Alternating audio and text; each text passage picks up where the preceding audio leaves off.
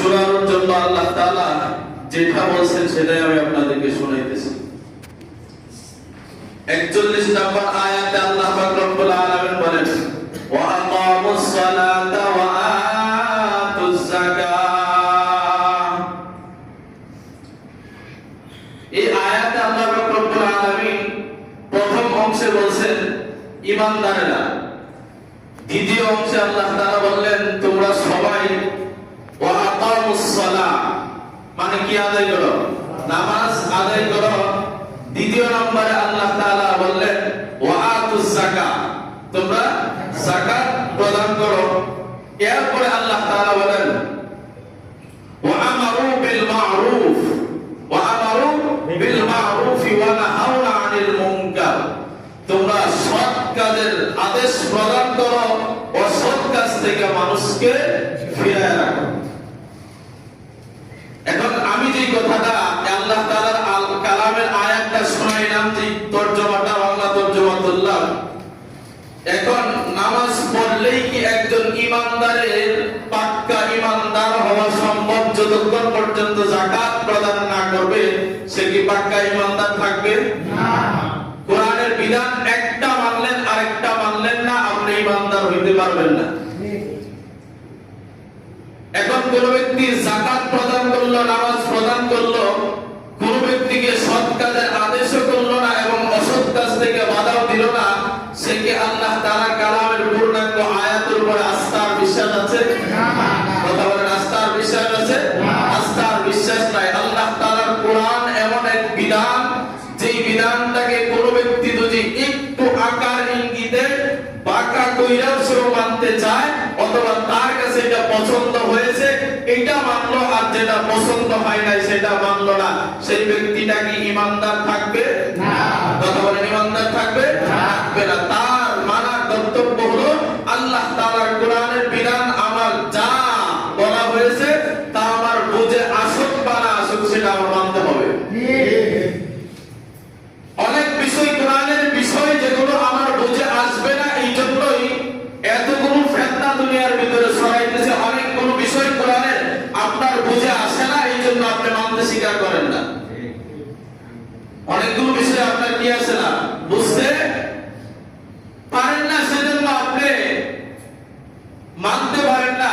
আর আপনি যখন এই বিষয়টা মানতে পারেন না, ওই বিষয়ে তো আপনার আঙ্গুল দিতে তখন আপনি দ্বিধাবোধ করেন না। এখন আঙ্গুল তুলে আমরা ইসলামের ব্যাপারে যদি কোনো ব্যক্তি কথা বলতে যায়, তাহলে তার ঈমান থাকবে না চলে যাবে? কথা বলেন, ঈমান থাকবে না চলে যাবে। তবে কেন আজকে হেফাজতে ইসলাম বললো সারা বাংলাদেশের প্রত্যেকটা মেম্বার থেকে এই আওয়াজ তোলার জন্য? এটার একটা বিশেষ কারণ হলো রাষ্ট্র সংস্কারের জন্য 11টা কমিটি গঠন করা হয়েছে। রাষ্ট্র সংস্কারের জন্য কয়টা কমিটি গঠন করা হয়েছে? 11টা কমিটি গঠন করা হয়েছে। 11টার ভিতরে একটা কমিটি গঠন করা হয়েছে নারী সংস্কার গঠন করা হয়েছে।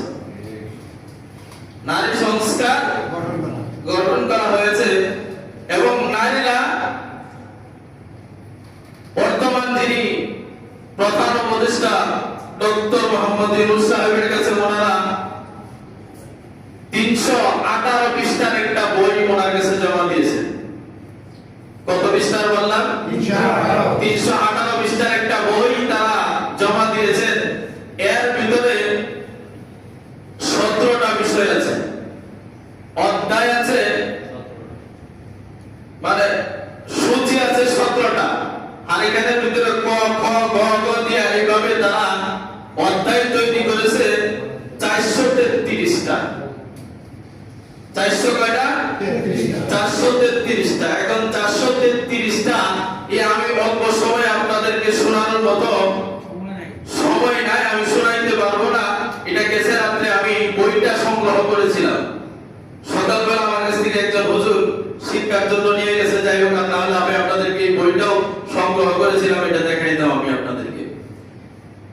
কিন্তু এখানে যে 17টা অধ্যায় ওনারা তৈরি করেছে, এর ভিতরে অধিকাংশ বিষয়গুলো অধিকাংশ বিষয়গুলো কি কোরআন বিরোধী। কোরআন বিরোধী নারী সংস্কার বিষয় নিয়ে যেভাবে কথা বলেছে, কোরআন বিরোধী কথাগুলো আমি আপনাদেরকে আইয়ামে জাহিলিয়াতের কিছু ইতিহাস আমি আপনাদেরকে শোনাবো। তার আগে একটা ঘটনা শোনাই। আমি এখান থেকে যা কথাগুলো বলবো কারো বুঝে আসবে, কারো বুঝে আসবে না, তবে ওই বনি ইসরায়েলের জাতের মতো পক্ষপাতিত্ব নেবেন না। পক্ষপাতিত্ব নেবেন না কেন? বনি ইসরায়েলের জাতির ভিতরে রোববার এবং বুধবার দিন মাছ নিষিদ্ধ করা হয়েছিল। এই 2 দিন মাছ ধরা যাবে না। এই 2 দিন কি করা যাবে না? মাছ ধরা যাবে না। যেদিন আল্লাহ তাআলা নিষিদ্ধ করে দিলেন, সিদ্ধান্ত কার ছিল? আল্লাহর সিদ্ধান্তের উপরে ওরা 3 ভাগে বিভক্ত হয়ে গেছে। এক ভাগ আল্লাহ নিষেধ করছে তো করছে, এটা করবো না, অন্যদিন মাছ ধরবো, এই 2 দিন মাছ ধরবো না। আরেক দলে বিভক্ত হয়ে গেছে,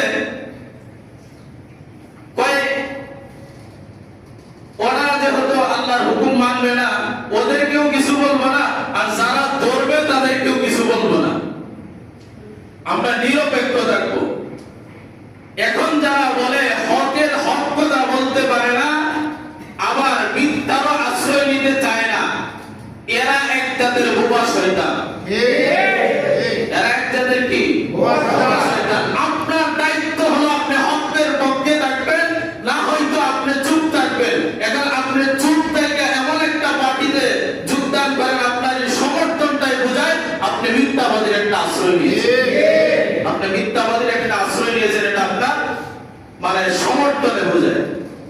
আরেক দল তারা সিদ্ধান্ত নিয়েছে, আল্লাহ যেহেতু বলছে রোববার দিন এবং বুধবার দিন মাছ ধরা নিষিদ্ধ, এই জন্য আমরা রোববার এবং বুধবার দিন আটকায় রাখবো, এই দিন ধরবো না। এরা খুব বুদ্ধিজীবী। এরা কি কথা বলে না? বুদ্ধিজীবী। আটকায় রাখছে এই দিন।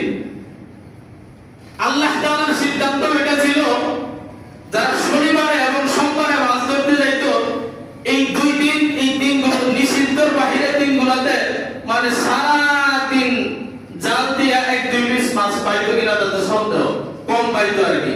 কিন্তু রোববার দিন আর বুধবার দিন নদীর পাড় দিয়ে হাইটা যাইতে হতো না, মাছ আয় উপরে পাল্টে উঠত। সিদ্ধান্তটা কার? আল্লাহ। পরীক্ষা করতেছেন কে? আল্লাহ। আল্লাহ তাআলা পরীক্ষা করতেছেন বনি ইসরায়েলদেরকে। এখন এই বুদ্ধিজীবীরা কি করলো? রোববার এবং বুধবার দিন মাছ আটকে রাখে, রোববারে আটকে রাখলে ধরে কি বারে? সোমবারে। এই আল্লাহ তাআলার একটা বিধানকে অমান্য করার কারণে আল্লাহ তাআলা এদেরকে বানর বানায় 24 ঘন্টার ভিতরে দুনিয়া থেকে বিদায় করে দিয়েছে। কেন? বেশি বুদ্ধি ভালো না। বেশি বুদ্ধি কি না? ভালো না। আল্লাহর হুকুম যেটা সেটা আমার মানতেই হবে, আর এই ব্যাপারে কলম চালানোর নির্দেশ কে দেয় না? আল্লাহ দেয়। এখন এই যে বিষয়গুলো আমি আপনাদেরকে শোনাবো, এই জমিন আর আসমান কার? আল্লাহ। এই জমিন আর আসমান কিভাবে চলবে না চলবে, এই ভাগ-বণ্টন কে করে দিয়েছেন? আল্লাহ। আল্লাহ করে দিয়েছেন। এই আল্লাহ তাআলার বিধান থাকা সত্ত্বেও যারা সংস্কার নিয়ে কথা বলে, সংস্কারের নামে অপসংস্কারে চালায় দেয়, তারা মূলত আল্লাহর বিধানকে বিদ্যাঙ্গুলি দেখানোর চেষ্টা করে। তারা মূলত আল্লাহর বিধানকে কি করতে চেষ্টা করে? বিদ্যাঙ্গুলি দেখানোর চেষ্টা করে। আইয়ামে জাহিলিয়াতি যুগের ভিতরে নারীদেরকে এইভাবেই অপমানিত আর লাঞ্ছিত করা হইতো। এই নারীদেরকে আল্লাহ তাআলা কি পরিমাণ মর্যাদা দিয়েছেন, এই মর্যাদার কথা শোনাবো। এর আগে বনি ইসরায়েলের ইতিহাস, আইয়ামে জাহিলিয়াতের ইতিহাস আপনারা শুনেন।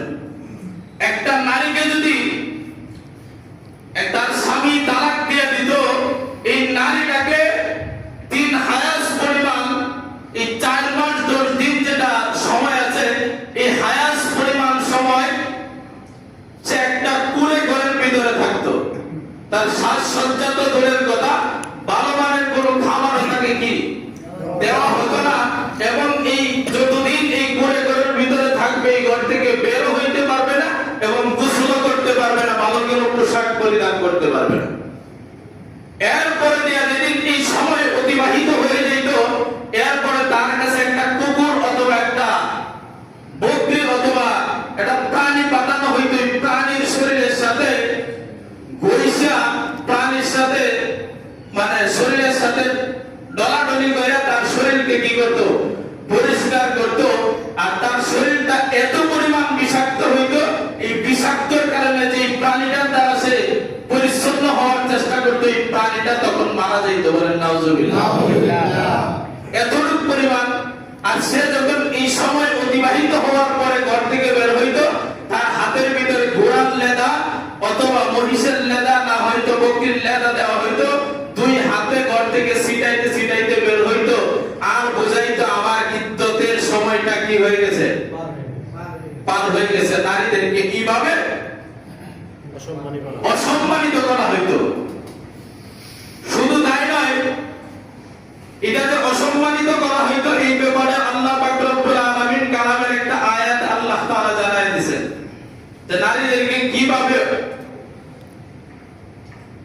ওয়া ইযা বুশিরা আহাদুহুম বিল উনসা, আল্লাহ পাক রব্বুল আলামিন এই জায়গার ভিতরে বলেন যে তাদেরকে নারী সন্তান দেওয়া হইতো, যাদের গর্ভের ভিতরে নারী সন্তান জন্মগ্রহণ করবে, যে পুরুষগুলো জানতো, এই পুরুষগুলো সমাজের ভিতরে নিম্ন শ্রেণীর পুরুষ হিসাবে ওই সমাজে গণ্য হইত। নাউজুবিল্লাহ বলবেন না? আস্তে আস্তে কেন এই ওই জাহিলিয়াতের যুগের এখনো এমন পুরুষ আছে যে নারীদের করতে গিয়া নারী জন্মাইলে নারীর উপরে ডরসালিং করে, এখনো পুরুষ এমন আছে। এই নারীর ঘর থেকে নারী জন্মাইছে, বিদায় নারীকে তালাক দিয়ে দিছে, এমন ইতিহাস বাংলার জমিনে নাই মনে হয়। এই জন্যই তো নাউজুবিল্লাহ আসতে দেবে। এরা তখন মাথাটা নিজ দিক দিয়ে চলতো। শুধু তাই নয়, নারী সন্তান যখন জন্মগ্রহণ করতো, এই নারীকে দ্বারা তারা কি করতো, একটা গর্ত করে গর্তের ভিতরে জিন্দা চাপা মাটি দিয়া দুনিয়া থেকে বিদায় দিয়া দিত। আর সমাজের মানুষ তখন বলতো, তোমার তো মাথা নিচু অবস্থায় এতদিন চলছ, আজকে তুমি বাঘের বেটা হইয়া মাথা উঁচু করে দাঁড়ায়ছ, তুমি সমাজের শ্রেষ্ঠ মানুষ বলে গণ্য দিত। আল্লাহ তাআলা এই কোরআনের ভিতরে বিধানগুলো আল্লাহ তাআলা বারবার মানুষদেরকে জানায় দিতে রাখলেন। আল্লাহ তাআলা যখন এই 14 নম্বর পারা এই 9 নম্বর পৃষ্ঠার ভিতরে আল্লাহ তাআলা এটা জানায় দিলেন, আবার এই আয়াতটা 25 নম্বর পারার 9 নম্বর পৃষ্ঠাতেও আছে।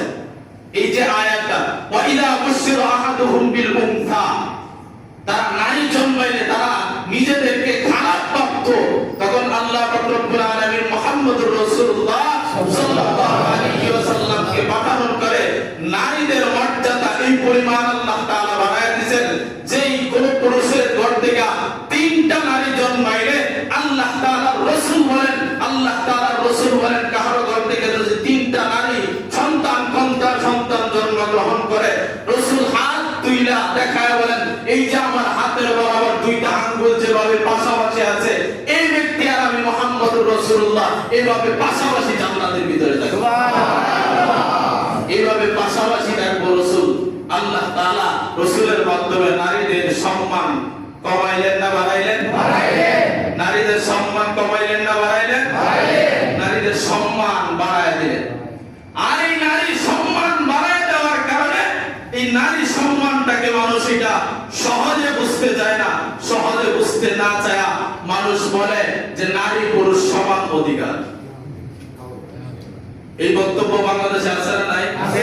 এই কথা বলেন, নারী পুরুষ কি সমান অধিকার? না, নারী পুরুষ সমান অধিকার না। আল্লাহ পাক রব্বুল আলামিন সূরা নিসা 11 নম্বর আয়াতে আল্লাহ তাআলা বলেন, ইউসিকুমুল্লাহু ফি আওলাদিকুম লিযযাকারি মিথলু হাযযিল উনসায়াইন।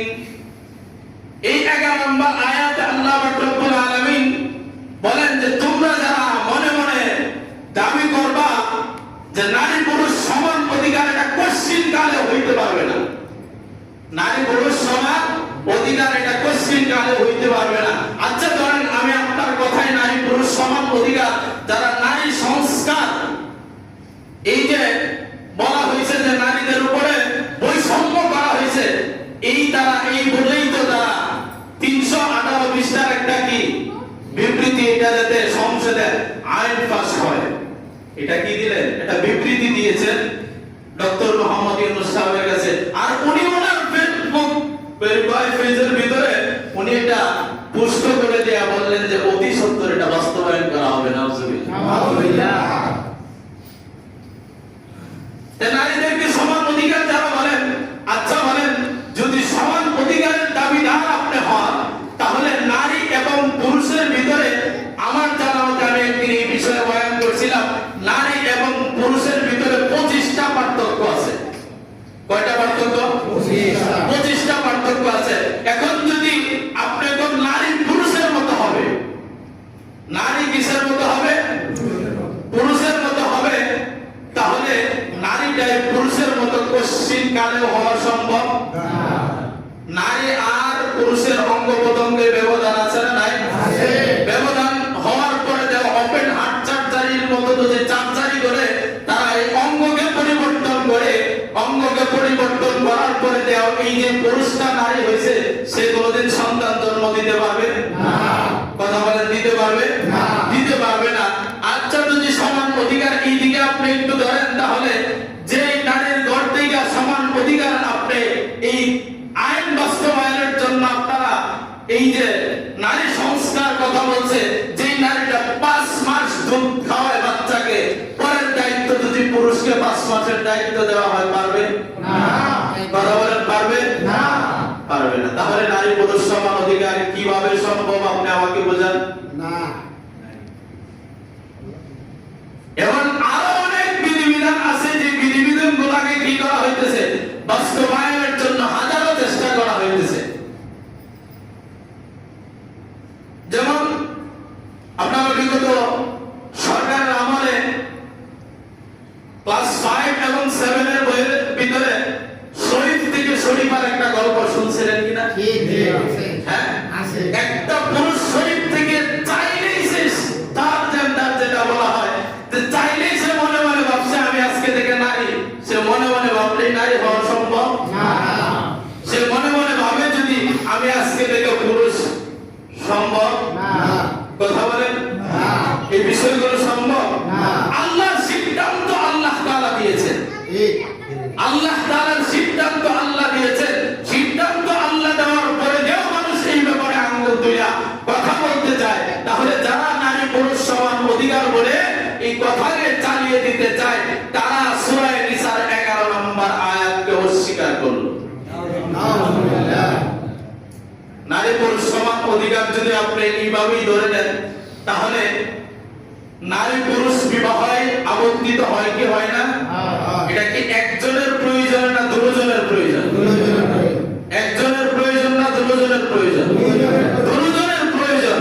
দুজনের যদি প্রয়োজন হয়, তাহলে ছেলে তারে দেনমোহর হিসাবে যেটা কাবিন নামা দেওয়া হয়, 5 লক্ষ টাকা দেওয়া হয়, মেয়ে কেন দেয় না? মেয়েও তো আরো 5 লক্ষ টাকা দেওয়ার ছেলেকে দেওয়ার দরকার ছিল। সমান অধিকার যদি এটা হয়, তাহলে ছেলেও 5 লক্ষ টাকা দেন মোহর দিবে, মেয়েও 5 লক্ষ টাকা দেন মোহর দিবে। তাহলে ছেলে কেন দেন মোহর দেয় না? ছেলে দেয়, মেয়ে কেন দেয় না? তাহলে সমান অধিকার কোথায় গেল? তারা কোন ব্যাপার নিয়ে কথা বলে এটা সামনে বলতেছে?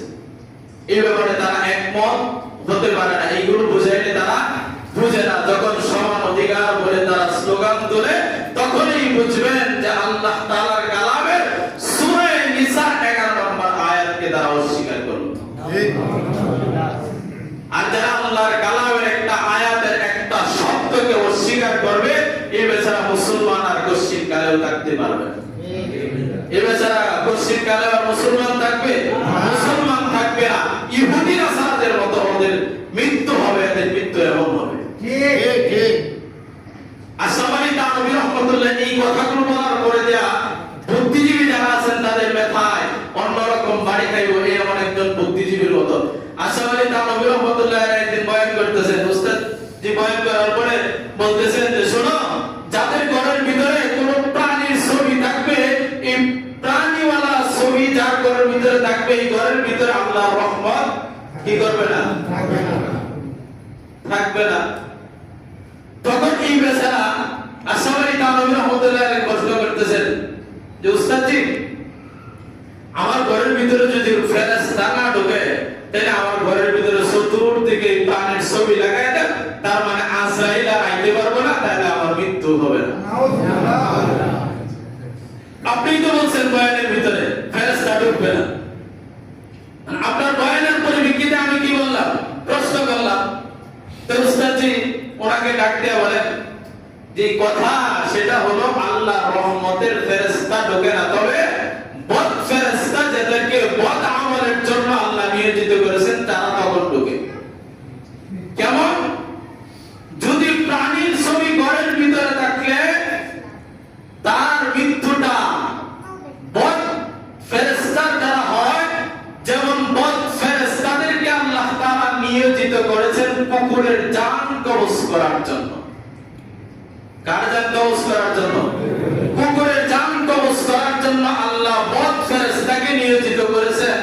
আপনি যদি ঘরের ভিতরে চতুর্দিকে প্রাণীর ছবি লাগায় দেন, আপনার মৃত্যুটা হবে না।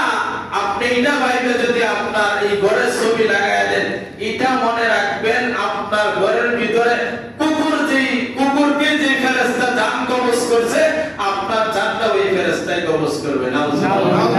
তাহলে আপনার মৃত্যু আর কুকুরের মৃত্যুর ভিতরে কোনো কি থাকবে না, পার্থক্য থাকবে না। তাহলে আমাদের বুঝতে হবে আল্লাহ তাআলার বিধানের অমান্য করা যাবে না। আল্লাহ তাআলার বিধান বুঝে আসক বা না আসক আমাদের কি করতে হবে? এই কথা বলেন, কি করতে হবে? মানতে হবে। আল্লাহ পাক রব্বুল আলামিন কালামের এক আয়াতে বলেন মুহাম্মাদুর রাসূলুল্লাহ ওয়াল্লাযীনা মা'আহু আশিদ্দাউ আলাল কুফফার রুহামাউ বাইনাহুম তারাহুম রুকআন সুজদান ইয়াবতাগুনা ফাদলাম মিনাল্লাহ। রাসূলকে আমি প্রেরণ করেছি, আর এই রাসূল যা বলবে তা তোমাদের বুঝে আসক বা না আসক মানতে হবে রাসূলের কথা। এটা কার সিদ্ধান্ত? আল্লাহর সিদ্ধান্ত। আল্লাহর সিদ্ধান্ত। তাহলে আল্লাহর সিদ্ধান্তের বাইরে তারা নারী পুরুষ কি দিতে চায়? সমান অধিকার দিতে চায়। এটা বলে যে আল্লাহ নারী পুরুষকে সমান অধিকার দিল না। আল্লাহ এই জায়গায় কোরআনের ভিতরে বৈষম্য করেছেন। বলেন আল্লাহ কি করেছেন? বৈষম্য করেছেন। এরপরে দেয়া এখানে তো অনেকগুলো বিষয় আছে, এরপরে দেয়া আরেকটা বিষয় আছে, যে বিষয়টা তালাক নামের ভিতরে আপনারা যারা এই যে 20-30 বছর 50 বছরের বিয়ে করছেন, যারা বিয়ে করছেন বিগত সরকারের আগের থেকে এর আমল থেকে 20-30 বছর, তারা কিন্তু এই যে কাবিন নামার যে ফাইল আছে, যিনি কি জানি করে উকিল সাহেব নাকি কি করে কাজী সাহেব যে ফাইলটা নিয়ে আসে, এই ফাইলে আপনি যখন সিগনেচার করে দেন একদিনও পড়া দেখেন না এই বিধানগুলো কি লেখা আছে। বইটা দেখে সিগনেচার করছেন? এই কথা বলেন, বইটা দেখে সিগনেচার করছেন? এজন্য মুফতিরা মাসআলার ফতোয়া দিতে দ্বিধাবোধ করেন। কেন? আপনি এটার ভিতরে একটা আইন আছে, এটার ভিতরে কি আছে? আইন আছে। যে আইনটা আছে, আপনার স্ত্রী আপনাকে ভালো না লাগলে যে কোনো সময় ডিভোর্সের কাগজ আপনার স্ত্রী দিতে পারবে। আপনি সিগনেচার করছেন মানে এই বিষয়ে আপনি কি দিবেন? তাই অনুমতি দিবেন, সম্মতি দিবেন। এই জন্য স্ত্রী ডিভোর্স পাঠায় দিলে স্বামী কি হয়ে যায়? তালাক হয়ে। আপনি তো আগে সম্মতি দিয়ে রাখছেন। আপনি যেদিন এটা পড়ছেন, আপনি বইরা এই বিষয়ের ভিতরে লাল কালি দিয়ে চিহ্ন দিয়ে দিতেন। আপনি এই বিষয়ে আমি সম্মতি দেই না, বাকি বিষয়ের উপরে আমি কি করলাম? সিগনেচার করলাম। এই জন্য ডিভোর্সের কাগজ পাঠায় দিলে কি হয়ে যায়? তালাক হয়ে যায়। এই যে আপনারা এটা জানতেন না, আজকে জানছেন তো। এমন বিষয়গুলো আইন বাস্তবায়ন হয়ে আছে, আপনারাও জানতে আপনিও জানেন না। না জানার কারণে আপনার ঈমান কোন দিক দিয়ে চলে গেছে। আপনি মনে করেন যে আমি হজ করতেছি, 5 ওয়াক্ত নামাজ পড়তেছি, কোরআন তাসবিহ তাহলিল সব পড়তেছি, আপনার ঈমান যে না এটা আপনি নিজেও জানেন না। কেন? ডাক্তারের কাছে গেলে ডাক্তার আপনাকে জ্বর বাবার একটা কি দেয়? থার্মোমিটার আপনার বুকের নিচে দেয় অথবা জিহ্বার তলে দেয়। এটা যদি আপনার বাসায় থাকতো তাহলে ডাক্তারের কাছে যাওয়া লাগতো না।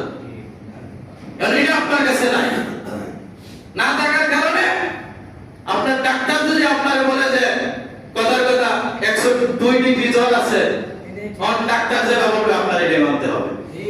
কেন? আপনার এই বিষয়ে কি নাই? জ্ঞান নাই। আর যদি আপনি এই বিষয়ে ধারণা থাকতো তাহলে আপনি অন্তত কেউ কি করতে পারতেন, বুঝতে পারতেন। এই বিষয়ে আমরা চিন্তাচার করে দিয়েছি।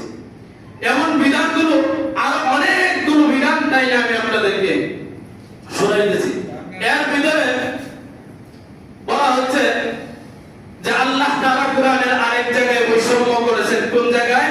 আল্লাহ তাআলা ছেলে এবং মেয়ের বাবার উত্তরাধিকার সূত্রে যে সম্পত্তির ভাগ পাবে, ভাই কেন 2 ভাগ পাবে, মেয়ে কেন 1 ভাগ পাবে, এই জায়গায় আল্লাহ কি করলেন? বৈষম্য করলেন। বলেন নাউজুবিল্লাহ। আল্লাহ তাআলা এই ভাগ বন্টন সম্পর্কে কোরআনের আরেক জায়গার ভিতরে লম্বা আলোচনা করেছেন।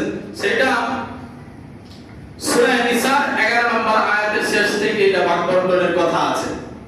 আবার কোরআনের আরেক জায়গায় আছে।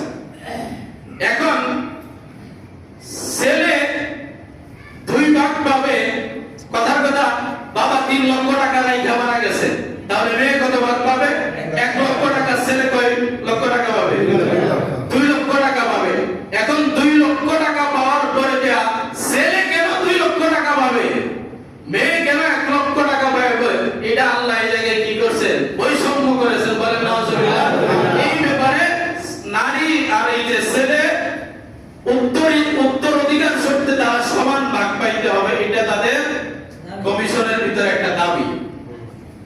এখন আমি আপনাদেরকে আল্লাহ তাআলার কোরআনে একটা ভাগ বন্টন না আল্লাহ তাআলা করেছেন এটার ব্যাপারে আমি আপনাদেরকে শোনাই। ভাগ বন্টন সম্পর্কে ওয়ারিশ সূত্রে বাবার সম্পত্তির ভাগটা 12 ভাগে বিভক্ত হবে। কয় ভাগে? এতগুলো ব্যাখ্যা দেওয়ার আমার সময় নেই। কয় ভাগে বিভক্ত হবে? 12 ভাগে। আপনাদের মাথা অনেকে ঘুরে গেছে, এতদিন শুনছেন না, ঠিক মাথাটা ঘুরে গেছে। বাস্তব বললাম না বাস্তব বললাম? মাথাটা ঘুরে গেছে। এগুলোর ব্যাখ্যা অন্য। কিন্তু 12 ভাগের ভিতরে 4 ভাগ পুরুষ পাবে, 4 জন, মানে 4 তবকার পুরুষে কি পাবে আর 8 তবকার নারী পাবে। এই তবকা আবার কি আছে, এগুলো ভিন্ন আছে। কিন্তু এবার বলেন যে 4 বেশি না 8 বেশি? 8 বেশি। তাহলে এই জায়গায় কোথায় সমান অধিকার? নারী বেশি পাইলো না পুরুষের বেশি পাইলো? কে পাইলো? নারী বেশি পাইলো। এটার ভাগ বিশ্লেষণ এই দিকে যাব না। তবে আমার যেটা বোঝানোর ভাষা তারা যেটা বলতে যাচ্ছে, আল্লাহ তাআলা যেটা বৈষম্য করেছেন, যেটা বলতেছে তারা বারবার, এটা হলো কেন সন্তান বাবার উত্তরাধিকার সূত্রে সমান ভাগে ভাগ পাবে না, এই ব্যাপারে তাদের বক্তব্য। তাহলে ছেলে যদি 2 লক্ষ টাকা পায়, মেয়ে যদি 1 লক্ষ টাকা পায়, এবার বলেন এই মেয়েটা একটা ছেলে বালেগ হওয়ার পরে বাবা যদি তারে ভরণ পোষণ নাও দেয়, তাহলে বাবা এর জন্য গুনাহগার হবে না। বাবা কি হবে না? কথা বলতেন না? কথা বলবেন? বাবা কি হবে না? কত বছর? 12 বছর অথবা 13 বছর 15 বছর যাই তার বালেগ হওয়ার পরে দেয়া, এই ছেলের আর যদি দায়িত্ব নাও নেয়, বাবা কি হবে না? গুনাহগার হবে না। কিন্তু মেয়েটা জন্ম নেওয়ার পর থেকে বিবাহ দেওয়ার আগ পর্যন্ত, পরের বাড়িতে পৌঁছানোর আগ পর্যন্ত যা ভরণ পোষণ দায়িত্ব সবকিছু কার কাঁধে? কার কাঁধে? বাবার কাঁধে। এখন যদি বাবার কাঁধে থাকে, তাহলে এতদিন পর্যন্ত এই যে বাবার সম্পত্তি থেকে যে সে 1 ভাগ পাইলো, সেটা কি তার খরচ করার কোনো জায়গা আছে? কার উপরে কাঁধ দিয়ে চলছে? বাবার উপরে কাঁধে বর করে চলছে। এরপরে স্বামী যে 5 লক্ষ টাকা কাবিননামা দিল, 5 লক্ষ টাকা কি দিল? কাবিননামা দিল।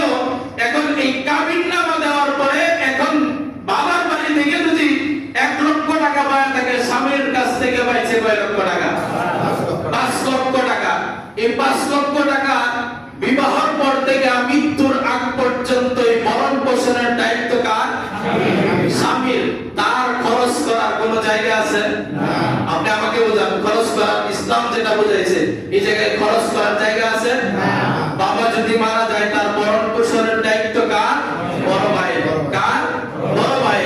বড় ভাই যদি মারা যায়, তাহলে ভরণ পোষণের দায়িত্ব কার? ছেলে। এই 4 জন পুরুষ দেশে অতিবাহিত হয়ে গেল,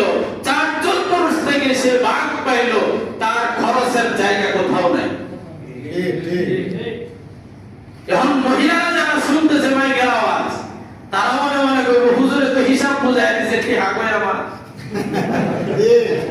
বাস্তব বললাম না, বাস্তব বলা ওদের তো দিকে হিসাব বোঝাইছে। এখন বাবার বাড়ি দেখে যদি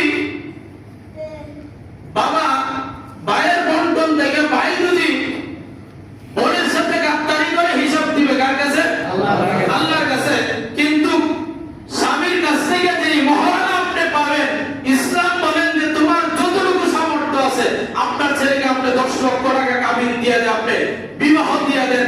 আপনার মাইন্ডে থাকে আমার মেয়েটা যদি 10 লক্ষ টাকা কাবিনের বিনিময়ে বিবাহ না দেয় আমার মেয়ে ঘুরিয়ে আসছে খাইব কি, আপনার চিন্তা যেমন থাকে পরের দিন তালাক হইতেও দেরি থাকে। ঠিক, আপনার চিন্তা চেতনা এটা থাকে। এই জন্য বেশি কাবিনে কি দেন? মেয়েরে বিবাহ দেন। এই জন্য মেয়ের বিবাহ কি করে না? টিকে না। আর আপনি পুরুষ, আপনি যতটুকু সামর্থ্য আছে 2 টাকা থাকলে 2 টাকা কাবিন নামা দেয়া আপনি বিবাহ দেন। আপনি ফুসটাঙ্গি দেখাই থেকে 10 লক্ষ টাকা কাবিন আপনাকে কে দিতে বলছে? ইসলাম তো সেটা বলে নাই। আপনি 10 লক্ষ টাকা কাবিন দেয়া ছাড়া আপনার এই স্ত্রীর সাথে মিলামিশা করা সম্পূর্ণ হারাম। যার সন্তান হবে তাও বৈধ সন্তান হবে। কেন? তার এই হক আদায় করলেন না। কিন্তু তার সাথে যদি কথাই তার কাছ থেকে সময় নিয়ে থাকেন, পরে পাওনা আদায় করে দেওয়া থাকেন, এবার আমরা পাওনা কোন দিন আদায় করি? যেদিন তারা করে যাইতে, এর আগে না। বাস্তব বললাম না, বাস্তব বললাম? হ্যাঁ, কথা বলেন। এখানে তো অনেকেই আছেন এগুলো সালিশ করেন, বিচার আচার করেন, তখন আদায় করে, এর আগে আদায় করেন। এখন আমি যে বাইরে যে 2 লক্ষ টাকা পাইলো, 2 লক্ষ টাকা থেকে 50,000 তার বোনকে ভরণ পোষণ করার জন্য চলে গেছে। 18 বছর বিয়ার আগ পর্যন্ত বিবাহ সহ 50,000 চলে গেছে। কয় লক্ষ চলে গেছে? 1 লাখ চলে গেছে। আবার সে যখন বিয়া করছে তখন কাবিন নামা দিছে 50,000। কত রইল? হ্যাঁ, 50,000 রইল। আর তার ভরণ পোষণ খাওয়ার প্রয়োজন নাই আছে? সে যদি এটাই চলে যায় তাহলে ছেলের খরচের খাত 4-5টা আছে, মেয়ের খরচের খাত ইসলাম একটাও দেয় না। এই জন্য দেখবেন গ্রাম অঞ্চল, শহরে বন্দরে সুদি কারবার মহিলারা বেশি করে পুরুষের থেকে। এরা তার খরচের খাত নেয় যে এটি হিন্দে লাগায় দেয়। ইতিহাস আমাদের কাছে আছে। আচ্ছা, যাই হোক, কিন্তু এই জায়গার ভিতরে বললেন যে কি বললেন? বৈষম্য করলেন। এখন এই জায়গার ভিতরে কোরআন যে ভাগ বন্টন আমি আপনাদেরকে এটা শোনাইলাম, এটা কি ন্যায় বিচার করছে না? কোরআন ন্যায় বিচার করছে। এখন কোরআনের বিরুদ্ধে যারা আঙ্গুল তুলছে তারা কি প্রকৃতভাবে মুসলমান না অবৈধ সন্তান? কথা বলেন, তারা কি মুসলমান না অবৈধ সন্তান? অবৈধ সন্তান, তারা অবৈধ সন্তান। এরপরে দেয়া আরো অনেকগুলো বিষয় আছে। এর ভিতর দিয়ে আরেকটা বিষয় আছে যে কারো পালক পুত্র যদি হয় তাহলে যেই বেচারা তার পালক পুত্র আইনা পালছে তার সম্পত্তির উত্তর অধিকার সূত্রে তার বাবা, যে ছেলে তার বাবা পাললো আর কি, যে লোকে পাললো তার সম্পত্তির ভাগ পাইতে হবে। এটা ন্যায় বিচার? এটা ন্যায় বিচার না। এটা কি না? ন্যায় বিচার না। এটা কোরআন আল্লাহ তাআলা বলে না, সে তো আপনাকে দুদিন পর্যন্ত ভরণ পোষণ করছে, আপনাকে ভালো গাইনা আপনার উপরে ইহসান করছে, ইহসান করছে বিদায় আপনি তার সম্পত্তির উপরে বাট বসায়া তার গলার কাটা হওয়ার জন্য ইসলাম বলে না। অনেক জায়গার ভিতরে পালক পুত্র কি দাবি করে? সম্পদ দাবি করে। এটার ব্যাপারে যদি আমার কথাটা বুঝে না আসে তাহলে সূরা আহজাবের 36 নম্বর আয়াতে বলবেন, পড়ে দেখবেন আল্লাহ তাআলার পয়গম্বরের একজন পালক পুত্র ছিল যায়েদ ইবনে হারিসের নাম শুনছেন কি শুনছেন না? যায়েদ ইবনে হারিস আল্লাহ রাসূলের কি ছিলেন? পালক পুত্র ছিলেন। যেদিন যায়েদ ইবনে হারিসের ভিতরে কি মত বিরোধ হয়ে গেল, মত বিরোধ হয়ে যাওয়ার পরে তার স্ত্রীকে সে তালাক দিয়ে দিয়েছে। তালাক দেওয়ার পরে আল্লাহ তাআলা কোরআনের আয়াত নাযিল করে শোনায় দিলেন, আল্লাহ জানায় দিলেন পয়গম্বর, এই যে আপনার সন্তান যে পালক পুত্র যে স্ত্রীকে তালাক দিয়েছে এই স্ত্রীকে আপনি বিবাহ করতে পারবেন, আমি আল্লাহ স্বয়ং নিজে বিবাহ করায় দিলাম। বলেন সুবহানাল্লাহ। সূরা আহজাবের 36 নম্বর আয়াত পড়ে দেখবেন, লম্বা ঘটনা। কাফেররা বলতে শুরু করলো, এটা আবার কেমন পয়গম্বর এটা আবার কেমন রাসূল তার সন্তানের বউকে কি করছে বিবাহ করছে আল্লাহ তাআলা কালামের আয়াত নাযিল করে শোনায় দিলেন পালক পুত্র সন্তান কোনদিন তার উত্তরাধিকার সন্তান হতে পারে না তারপরে যেহেতু দিছে কিছু নেই খেতে সেটা কি থাকবে ইহসান থাকবে এবার এর ভিতরে বৈষম্যর আরেকটা কথা আপনারা যেটা জানেন এখন বাবা থাকাকালীন সময় এই যে সম্পত্তির অধিকার বাবা মারা যাওয়ার পরে বাবা জীবিত থাকাকালীন কোন সন্তান এটা মালিক হতে পারবে না বাবার সম্পত্তি বাবা চাইলে গামছা গায়ে উড়ায় দিতে পারবে বাবা চাইলে দান করে দিতে পারবে বাবা চাইলে এক ছেলেকে বেশি রেখে দিতে পারবে বাবা চাইলে অন্যকে বেশি রেখে দিতে পারবে এটা বাবার একান্তই ইচ্ছা কিন্তু এই ব্যাপারে কিন্তু কথা বলা যাবে না এই ব্যাপারে কোনো কি যাবে না কথা বলা যাবে না কথাগুলো অনেক লম্বা হয়ে গেছিল সব কথাগুলো বলা সময় নাই তারপরে সর্বশেষ কথাগুলো আরেকটা বলে ফেলি যেটা হলো বহু বিবাহ যেটা আছে একজন চাইলে একাধিক চারটার অধিক বিবাহ করতে পারবে নারীও চাইলে একাধিক স্বামী রাখতে পারবে বলেন নাউজুবিল্লাহ ইসলাম বলেন একজন পুরুষ চারজন নারী রাখতে পারবে আর তারা বলে একটা নারী চাইলে একাধিক স্বামী কি করতে পারবে রাখতে পারবে বলেন নাউজুবিল্লাহ একাধিক স্বামী রাখতে পারবে এরপরে যে তারা আরো অনেক কিছু বিষয়গুলো টাইনা বললেন যে নারীকে এক প্রকারে তার স্বামীকে দর্শক হিসাবে তারা স্বামী তার স্ত্রীকে কি করেছে দর্শন মানে দর্শক হিসাবে তারা স্বীকৃতি দিয়েছে মানে এটার ব্যাখ্যা বিশ্লেষণ অনেকগুলো তবে এটাই বোঝাইতে চাইলেন তার এই স্ত্রী যদি তার স্বামীকে ভালোভাবে মন মতো চাওয়ার পরে যে না দেয় তাহলে তাদের সাথে মিলামিশা না করে তাহলে তার স্বামী যদি জোরে করে তাহলে সেটা কি হবে স্ত্রী চাইলে স্বামীর ব্যাপারে দর্শনের মামলা করতে পারবে বলেন নাউজুবিল্লাহ স্বামী চাইলে কি করতে পারবে দর্শনে মামলা করতে পারবে এখন স্বামীকে কি বানাইছে দর্শন বানাইছে আর যারা পতিতালয়ে কাজ করে টাকার বিনিময়ে অবৈধ মিলামেশা করে তাদেরকে যেন অনতি বিলম্বে তাদেরকে শ্রমিকের মর্যাদা দেওয়া হয় নাউজুবিল্লাহ তাদেরকে অনতি বিলম্বে কি দেওয়া হয় শ্রমিকের মর্যাদা দেওয়া হয় এটা কি আল্লাহর কোরআনের বিরোধিতা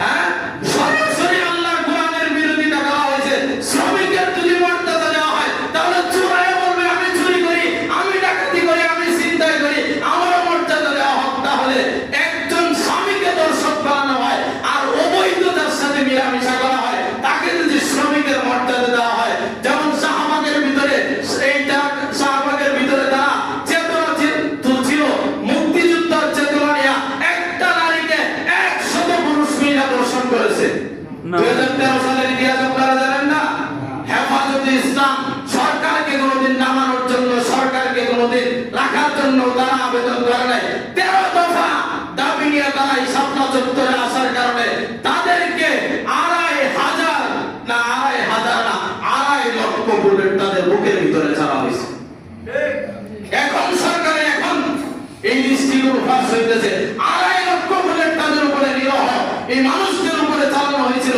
তারা কোনোদিন কোন সরকারকে নামানোর জন্য তারা চেষ্টা করে নাই সরকারকে রাখার জন্য চেষ্টা করে নাই এই যে আমি আপনাদেরকে এই বিধানগুলো শোনাইলাম যে বিধানগুলো 318 পৃষ্ঠার একটা যে বই তারা সরকারের কাছে আবেদন রাখলো এই মানুষগুলো এই যে বিধানগুলো আমি আপনাদেরকে শোনাইলাম এই বিধানগুলো যদি বাস্তবায়ন হয় এই শান্তি পৃথিবী কি শান্তি থাকবে না অশান্তি হয়ে যাবে অশান্তি হয়ে যাবে এই জন্যই হেফাজতে ইসলাম আগামীকালকে সোহরাওয়ার্দী উদ্যানে আপনাদেরকে সকাল 9টা বাজে দল মত নির্বিশেষে সবাইকে যাওয়ার জন্য উদারত আহ্বান আপনার ইমানি দায়িত্ব না হয়তো ভারতের মতো এখন ভারতের মুসলমানদের মসজিদের ভিতরে তালা লাগিয়ে দেওয়া হইতেছে মাদ্রাসাগুলো ভুলতে জাহাজ দিয়ে ভাঙা হইতেছে আপনি মনে করবেন যে আপনার 7তলা বাড়ি 5তলা বাড়ির ভিতরে আপনি পয়সা ভাত খাবেন আরামে এসে থাকবেন এটা কোশ্চিন কালেও থাকতে দেওয়া হবে না কোশ্চিন কালেও হুজুরা থাকতে দিবে না যদি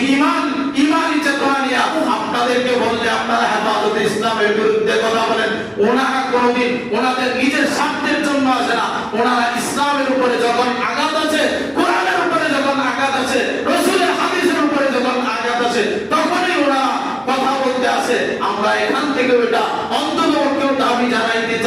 এই বাংলাদেশের মানুষ এমন একটা জাতি, মানুষকে মাথাতে উঠাইতেও সময় লাগে না, আবার মাথা থেকে নামাইতেও সময় লাগে না। সরকারকে ওনারা তারাও করতে কি করে নাই, দ্বিধাবোধ করে নাই। ডক্টর ইউনূস সাহেবকে এই দেশের মানুষ ভালোবাসছে, মহব্বত করেছে, বুকে জায়গা দিয়েছে। যদি কোরআনের বিরুদ্ধে কথা বলা হয়, এই সরকারকেও বাংলাদেশের মানুষ প্রতারিত করতে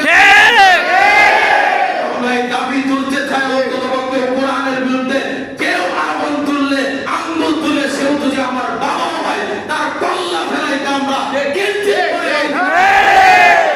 কোরআন কার বিধান? কোরআন কার বিধান? আল্লাহর বিধান। আল্লাহই সিদ্ধান্ত দিয়েছে, এই জমিন চলবে আল্লাহর সিদ্ধান্ত অনুযায়ী। এই ব্যাপারে নারী সংস্কার যে সমস্ত নারীরা কথা বলছে, তাকায় দেখবেন একটাও নারী না, এরা নারী নামের শব্দের কলঙ্ক। এরা মুসলমান দাবি করে, এদের কপালের ভিতরে কি করে টিপ্পনি থাকে, এদের ব্লাউজ দেখা যায়, এদের শাড়ি পরলে এদের সমস্ত অঙ্গ প্রত্যঙ্গ দেখা যায়। এরা কোনোদিন নারী হইতে পারে না, এরা কোনোদিন নারীদের জন্য শান্তি আনতে পারে না, এরা নারীদের জন্য অশান্তি নিয়ে আসবে। এই জন্য যা কথাগুলো বলছি, আল্লাহ তাআলা আমাদেরকে সহিভাবে আমল করলে আগামীকালকে সোমবারে উদ্যানে প্রত্যেকেই যাইতে রাজি আছেন তো ইনশাআল্লাহ? আল্লাহ সবাইকে যাওয়ার মতন তৌফিক দান করে সকলকে আল্লাহুম্মা আমিন। এখান থেকে যাওয়ার জন্য কালকে উলামা পরিষদ থেকে আমাদেরকে যে নির্দেশনা দিয়েছিল, আপনারা আগামীকাল সকাল 7টার ভিতরে ওই যে কি বলে যে মুক্তা মেডিকেলের